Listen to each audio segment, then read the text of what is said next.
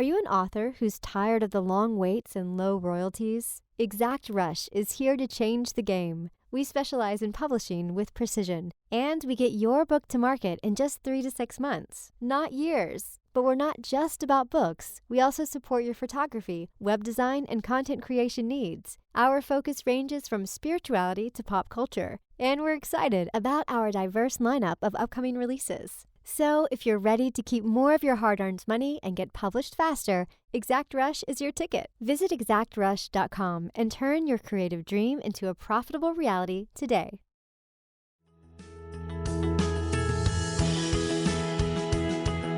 Tap into your most original thinking, organize your ideas, and create the opportunities to launch your creative work. Unlocking your world of creativity with best-selling author and brand innovator, Mark Stinson. Welcome back, friends, to our podcast, Unlocking Your World of Creativity. And we travel around the world, and today our creative passport is being stamped in Nova Scotia, Canada. We're going to be talking about live illustration, how we communicate our ideas visually, and a great concept and a new book she's written called Sketchnoting. My guest is Ashton Rodenhiser. Ashton, welcome to the show. Thank you so much, Mark, for having me. It's such an honor to be here with you today. That's so fun. I think we have to start with paint us the picture of your creative surroundings in rural Nova Scotia. It's a beautiful place to live. I live in an old farmhouse on the top of a hill, surrounded by pasture and trees. It's a beautiful place to raise a family. And I would say the closest town that is famous to me is Lunenburg, and it's very stereotypical Maine movie. Like I was saying, if there's a movie filmed in Maine, it's probably not Maine, it's probably Lunenburg. And it's a UNESCO World Heritage Site and has all the colorful houses, and it's very cute. So I live close to there, and there's a decent arts community there, and there's inspiration all around where I live in nature and in the architecture that's here too. So it's a great place to be. And Fantastic. We're all affected by our creative surroundings. So I always like to know what's outside this little Zoom square. Well, Ashton is a professional live illustrator, which is, again, why I wanted her to begin to describe this. This is what she does for a living. She's founded a great company called Mind's Eye Creative Consulting, and really dedicates her business to this idea of sketchnoting and live illustration to help communicate complex concepts. Maybe for a little definition or a little foundation, Ashton, you can give us a sense of what this live illustration is all about.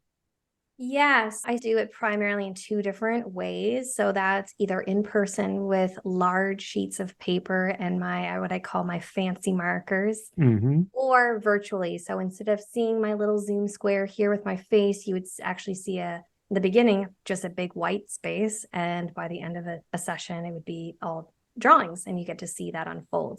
Since COVID, of course, I predominantly work virtually. I had to pivot my business very quickly when that happened because I was 100% in person before that. And it's been a beautiful journey of doing it both ways. Actually, COVID kind of was a good thing for me in a way, have more flexibility, not have to be traveling all the time, which was nice. But I still really love paper and markers. Yes. So oftentimes I'll be like at a conference or a meeting or some sort of brainstorming thing. So it could be like the boardroom with executives, or it could be at a retreat or what have you. And as folks are discussing something, or as a presenter is speaking all of their wisdom into the room, I'm listening, I'm thinking about what I'm hearing, I'm synthesizing those ideas, I'm trying to make sense of what I'm hearing. And then I'm translating that into a visual language on the board, either physically or virtually. And my job is to do it very quickly so that by the time the speaker is done or that meeting is complete, I am pretty much done. So you're able to hear what the speaker was saying or the folks in the room were saying. You can see it unfold in front of your eyes. And then you have this visual snapshot of the key highlights and takeaways from that presentation, or what your vision is going to be for the next year or two, or what have you. It's usually find me in those types of settings working as a professional.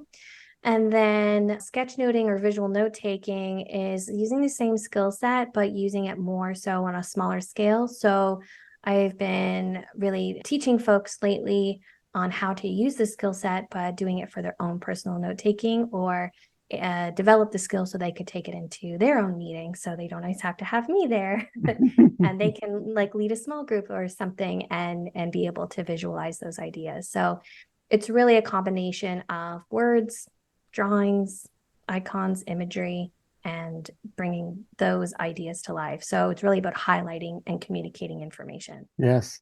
And I was looking at some of the samples of your portfolio on your website, just fantastic.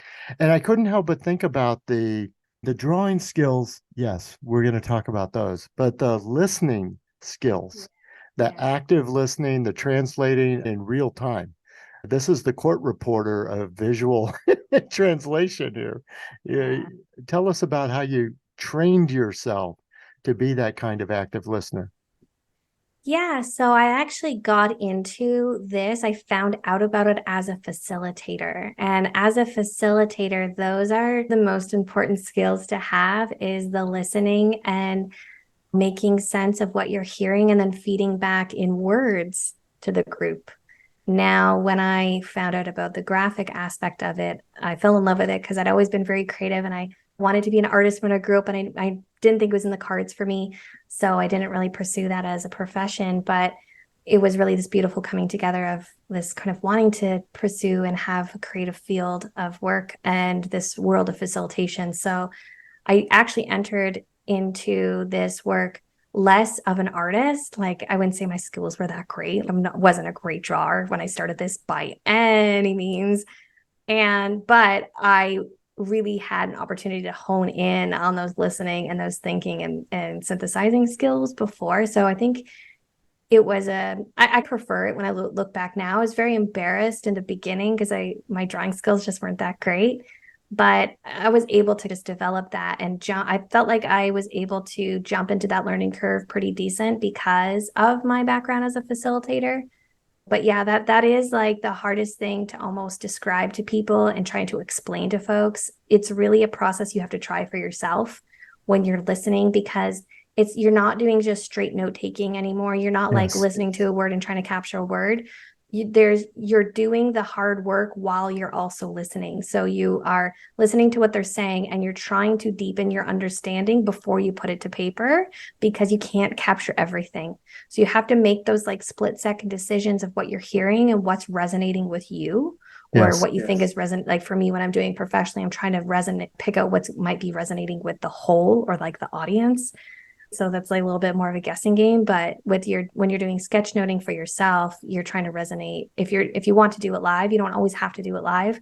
But if you want to do that live, yeah, you have to make those decisions in the moment, and you have to make those decisions very quickly. So you have to think about what you're listening to very rapidly, for sure. Yeah. And it is one of the hardest things to teach. You really just have to practice it for yourself. And every time you do one, you just learn more and more about that listening and thinking and how quickly you can capture some things too. Yes, your portfolio runs deep. I think about Malcolm Gladwell's 10,000 hours to become an expert. Once you've done 2,500 of these conversations as you have, and I'm sure that since that's on a website, it's more and more every day.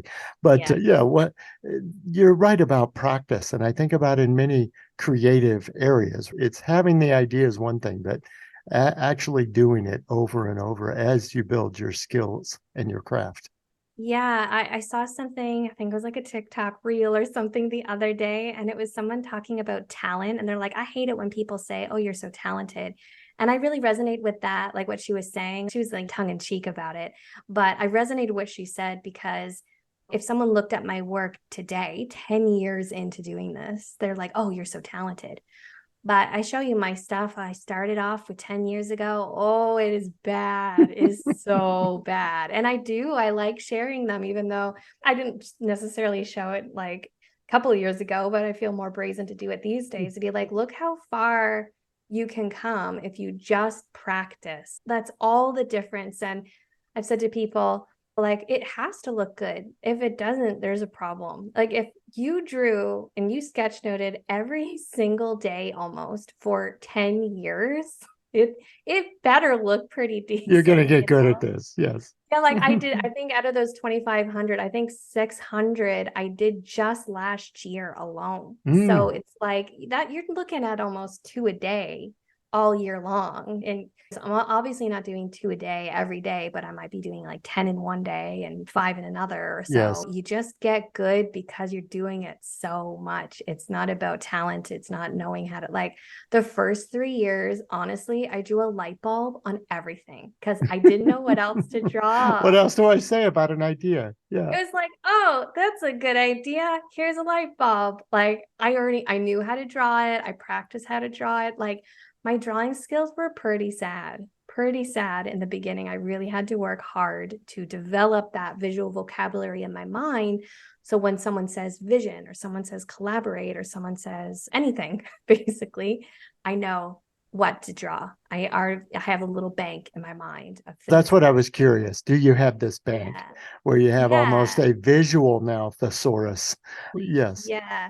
So there's maybe an icon where you can learn how to draw. Like when I teach it to people, I encourage people when they get to the point of learning how to draw things is learn how to draw things that have multiple meanings. So like a light bulb is a good one because you can use it in so many different ways. It could be like a big idea, or you want to highlight something, shining a light. Like there's different use cases, or like a magnifying glass can be like, it could be focus, it could be analytics, like it could represent many different things. To jump up that learning curve a little bit higher, learn how to draw simple icons that have multiple meanings. So in the book that I have, I show how to draw 15 icons, but those 15 icons can represent over 80 different ideas, right? So, it's less about learning how to draw everything and leaning in on some of those things that you can reuse constantly. But then it's also at its core, the drawing elements that kind of hold a sketch note together are not icons necessarily. They're things like a line. That's the first thing I teach people, how to draw a line. And then how to turn that line into an arrow and then draw a square, and how you can use a square or a circle to contain information or to separate or to show flow of the information across the page. Because at the end of the day, the information is always going to have to win out because you're capturing information, but you can slowly transition over into a sketchnoting type style. It could be 95% words and 5% drawings. And those 5% drawings could just be something simple like a line and a square and maybe a little light bulb. There you go. Yes, comes back to that. You've mentioned the book. Let's jump into that for a second. How fun to be able to capture these experiences and these concepts and publish it in a book. Yeah, so I wrote the Beginner's Guide to Sketchnoting and published it a few months ago, and it took me about 1.5 years to write it. And I also did like a beta reading process. So I invited people to provide feedback along the way. And I did 3 different rounds of beta reading, and doing that process was completely like perfect because I don't think I could have created the book that it is today without the help of the beta readers. It was such an important role to do because things that I thought were common sense were not. So, and the beginner, I really emphasize the beginner part of the Beginner's Guide to Sketchnoting. And that's why I labeled it that way, because what I was experiencing is that people would, I think it's such a powerful tool to help you learn, to help you understand and get clarity on your ideas, to help you remember, to help you take action on information. And when people come up to me and say, oh, I could never do that, I'm like, but you could though. It's like I said earlier, it's like a line and a square. Like, I know I'm oversimplifying it right now, but it really is not rocket science. Like, you can learn the drawing elements in 15 minutes. Like, you could jump through the first. But it is a muscle that you have to develop to be able to quickly translate the verbal to the visual. Yes. Exactly. But at a glance, what I'll do is I'll take a sketch note and we'll pull all the pieces apart, and you'll get to see how they all kind of work together. And the individual pieces are not difficult to learn. So it's just about building up that muscle memory and that confidence. And I really wanted to write something that jumped right in and was a complete how-to guide by the end of it. Like, you have the confidence that you can do it. Where I was finding there was a bit of a gap where people were wanting to learn how to do this, but there was too much heavy on the illustrative piece. Like one thing that I don't even talk about in the book is like a visual metaphor, but then you'd find all this stuff about visual metaphors. That's like too advanced. Let's just start with the basics here, people. We can get to visual metaphors like in the future, but I really wanted people to get as much like success in the moment as possible to get them to experience the benefits of it, because I think it is so powerful and such a powerful way to help you learn and engage with information. And yeah, so that was really important to me to really create a guide that was very hand-holdy through the process. So I hope I did just that justice. Yeah, I think so. And you've got all these experiences in, say, corporate settings and meetings, conferences, you mentioned, nonprofits, other organizations. I wonder if any of these experiences or meetings stand out. You say, in the course of building your competency, were there moments or particular meetings that stand out for you where either the content or the discussion? I even think of meetings that we've all been in where things got a little tense. Are you capturing the conflict? Are you waiting for it all to figure out? Yes, I do. I capture, and sometimes I have to, if I know there might be some conflict going into it, I tell the client, I'm going to draw what people say. So be prepared. I'm not filtering out. It's not my company culture. So Yes. I'm going to highlight what people say. I would say the most ones that are the experiences that are the most memorable were situations where people engaged with me in a way that I allowed them to have a voice. They expressed that they never felt like they had a voice before. And in those situations, it's just a complete honor to be there and support them in this way, because it's not about, at the end of the day, for me, if I can draw a quote unquote pretty picture or not. It's that they said something and I wrote it down and drew a little picture, or I connected it to someone else's idea, but like their idea was written down and they can see it as a part of a whole conversation, and that their voice was valuable in that room. I did have a gentleman years and years ago come up to me and he said, I have worked at this company for 40 years and no one has ever asked me how I felt before. So you just get blown away in those situations where you're like, this is a very important place to be, to hold that space for them. Very good. And you're taking it one step further. A good facilitator should do that, right? Make sure everyone in the room is heard, not just the extroverted, louder people, but a lot of people have ideas. And it sounds like this sketchnoting technique, sometimes we were laughing about Post-it notes, but it's like we've all papered the walls with the Post-it notes and the flip charts and everything else. But sometimes people still can't be heard. And so having this outside facilitator ear and translating technique is a way to let them know they were really appreciated. Yeah, and sometimes you need to have that third party person like myself or a co-facilitator to be able to feel safe to be able to share, because if it's your manager wanting you to talk about stuff, you might not want to feel comfortable doing that. So sometimes if there's tension in the room, like if I try to pick up on cues that are even not said, or if it's like a random thing that even doesn't have anything to do with the information. For example, I was in a space one time and there were some guys that came in and clearly made it very clear that they didn't want to be there. So I really leaned in and listened to that group, and they were like joking about something and it was like an anchor. So I drew a little anchor on the thing, even though it had nothing to do with the information. And I totally won them over, because at the break they came over and they joked about it and they were like, okay, like they felt like this was worth, because they were feeling heard. Yes. Yeah. And we think about what kind of meetings could this be used in? And some come to mind. But I loved on your website, you have topics we covered, and there's 50 different subject matters, everything from cybersecurity to midwifery. Doesn't seem like there's a topic that it wouldn't work in. Yeah, that's true. I get to learn about so many different things, which is awesome. Yes. Yeah. I also wanted to highlight and ask you about one of the things that you mentioned was not only the people being heard, that's for sure, but communicating the idea, and even this idea of accessibility to the communication. You spend a lot of time on how are we going to get the ideas communicated? Yeah, sorry, you're asking the different situations? Yes, and also I guess this idea of the communication, the output. It's visual, but it also has to be accessible to many communication styles or many people's needs.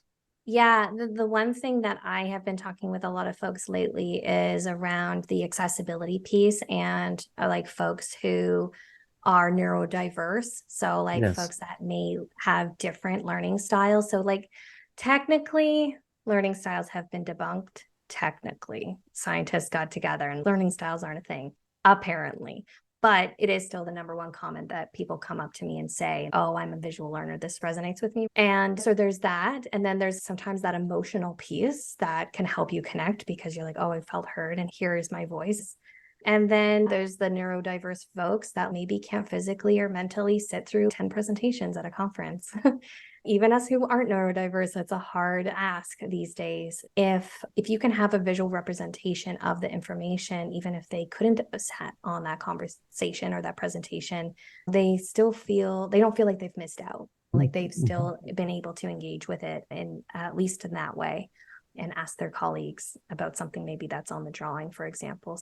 Like folks that may prefer to read or to listen and maybe don't consider themselves a visual learner.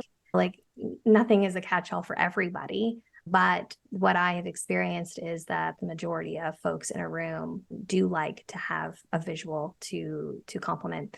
And the example I always give is YouTube. So YouTube is the second largest search engine in the world for a reason, Yes, right? We yes. want to see people doing things. We want to see that unfold in front of our eyes instead of reading it or consuming it in a different way. Yeah. You've also created, in addition to this book on sketchnoting, you've also created a great doodling book on the Maritimes, really celebrating and illustrating your region in a creative way. Tell us about how that came together. Oh, when you have these random ideas as you fall asleep at night, isn't that what always No, happens? nobody has those ideas. Yes. Yeah, I just thought it would be fun. It's like more of a little passion project, a little fun thing to do. So they're like little step-by-step drawings of things that are commonly found where I live and the provinces close by. Yeah, so there's some pretty fun little ones that you might be confused about if you didn't live here, but if you lived here, you totally get it. Yeah. That's a lot of fun.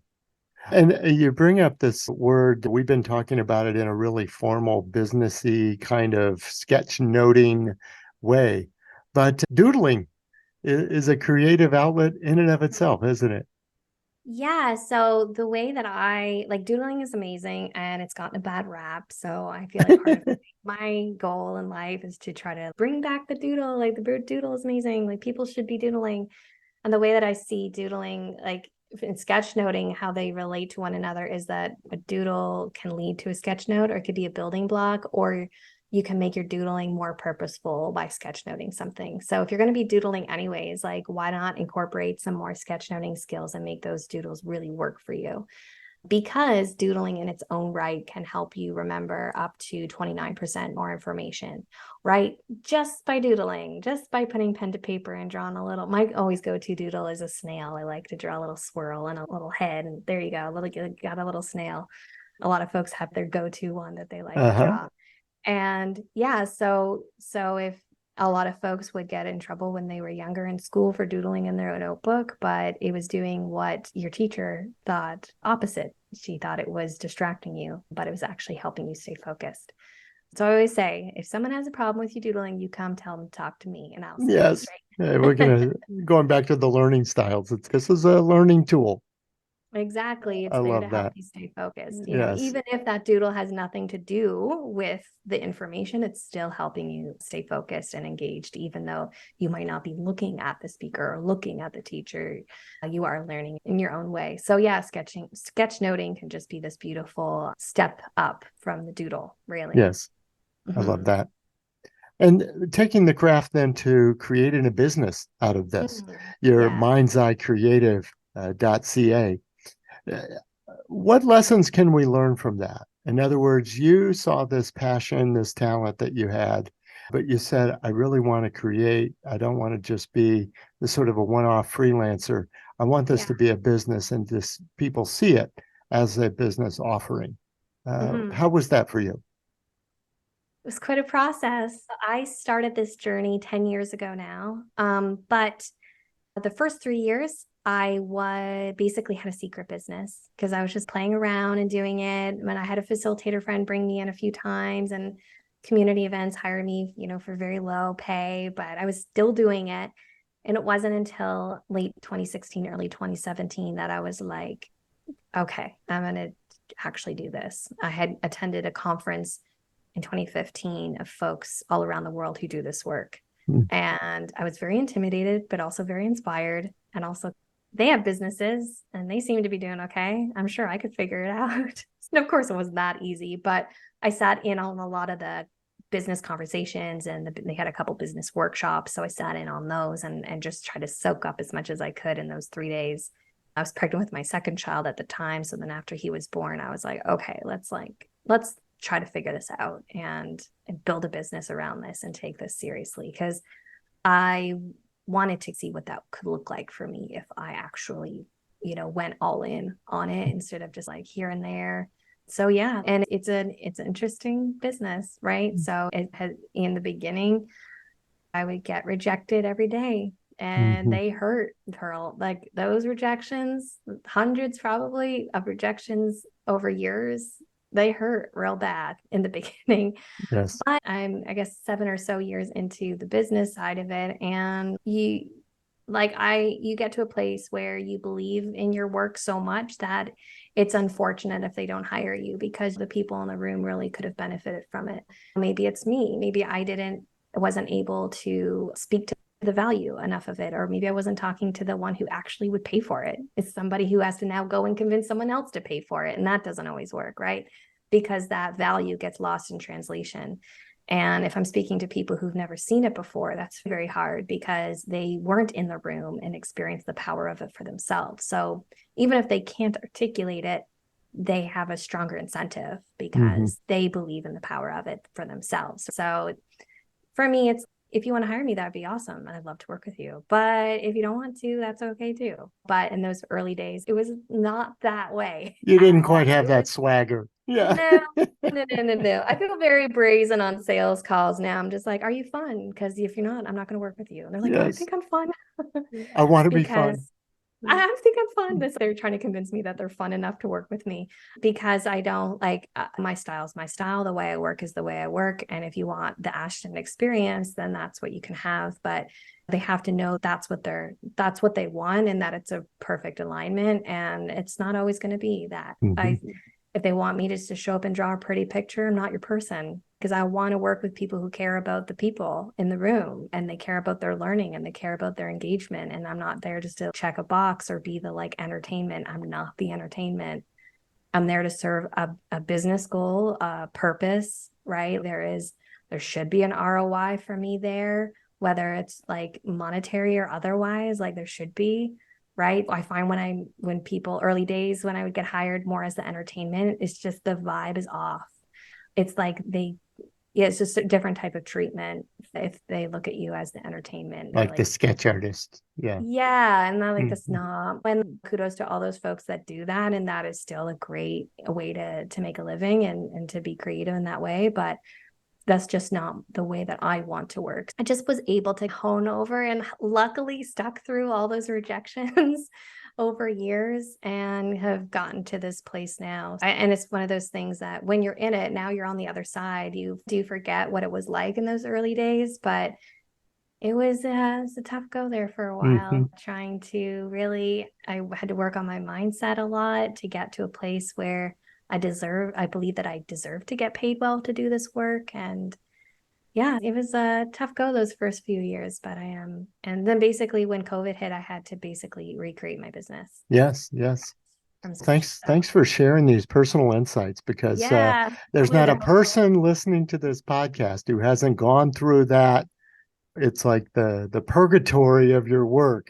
I need to get through this and make progress. And then finally coming out the other end, like you said, the amount of work, the quality of work always pays off. So thanks for sharing that.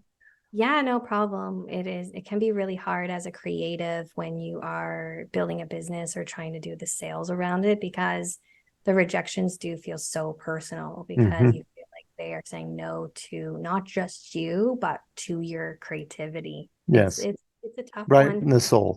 Right in the heart. That's my Right creativity in the you're heart. talking about. Exactly. It's The like, rest, when you don't yeah. like my picture I drew And for you. everybody else is saying it's just a numbers game. Just keep making those calls. Just keep putting out those proposals. Ashton Rodenhiser has been my guest. Ashton, I can't thank you enough for the great conversation. I think about when you were describing going to your conference and hearing the other people and wondering if this was something you could do as a business. I think you've spoke to people today on the podcast who may be at some point in their creative journey who say, I'm not sure if I should push the button, go out on my own or start a business or ask for a transfer to another department, whatever the case might be. And you've given us some real encouraging words, and I really appreciate it. Oh, good. I'm glad. Yeah. And if you're one of those people, just keep at it, right? Try not to compare yourself to others' success. Followers are just a number. They don't mean anything. You just show up and you serve the people the best that you can. And you don't need to have a million clients or a million sales to be successful, right? Like, just go your own pace and do your own thing. Yeah. Good advice. Good insights. Folks, my guest, Ashton Rodenhiser, and her company is Mind's Eye Creative in Halifax, Nova Scotia, Canada. Outside Halifax. Let's don't lump this nice country setting into the big city. Ashton, thanks for being on the show. And listeners, we're going to continue our around the world journeys. We love talking to creative practitioners in places all over the globe about how they organized ideas. And we've learned a visual communication tool today, and how we gain the confidence and the connections we've also heard about to launch our work out into the world. We'll continue these conversations, and I hope you'll come back and consider subscribing and following and even leaving a review of the podcast if this has contributed to your creativity. Until next time, I'm Mark Stinson, and we'll continue to unlock your world of creativity. Unlocking Your World of Creativity with best-selling author and brand innovator, Mark Stinson. This program was produced by BSB Media, creators of IntelliKey Leadership Stories, Unlocking Your World of Creativity, and thepeaceroom.love.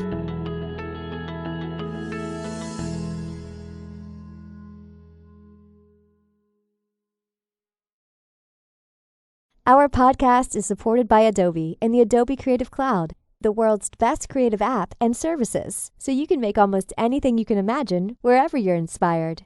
We use Adobe to help make this podcast using Audition, InDesign, and more. So join the creative community with the Adobe Creative Cloud, and let's make something better, unlocking your world of creativity.